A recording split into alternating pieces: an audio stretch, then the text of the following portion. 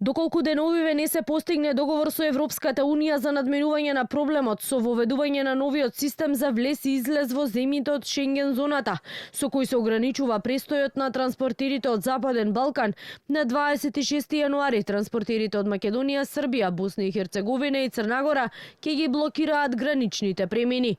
Од Македонската асоциација Макам Транс за Канал 5 велат, ова е проблем за кој одамна алармираат и бараат негово решавање, но до сега одговор нема.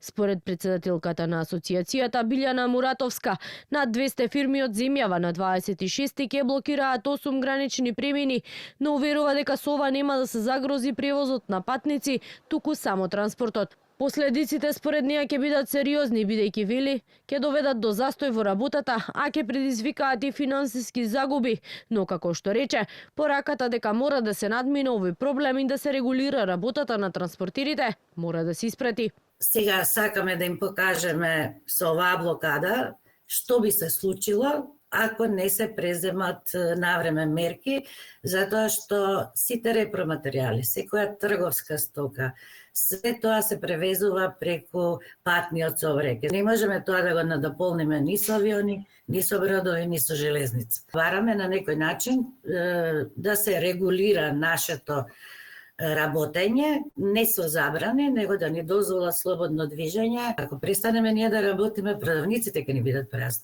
Премиерот Христијан Мицкоски, одговарајќи на новинарско прашање, рече дека како влада се свесни за проблемот со кој се соочуваат транспортерите и очекува негово надминување во најкусможен рок.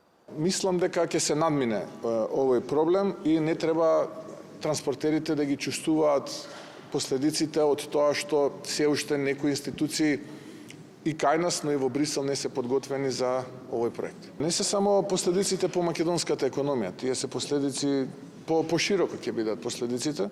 Затоа јас апелирам и денеска на таа тема имам разговори со министерот за надворешни работи и надворешна трговија да видиме што можеме да направиме за да се избегне оваа блокада. Од Макам Транс велат, најголем дел од увозот и извозот на домашната економија или 96% се одвива по патен сообраќај, доколку до 26 јануари добијат некаков повратен одговор од надлежните, велат протести нема да има.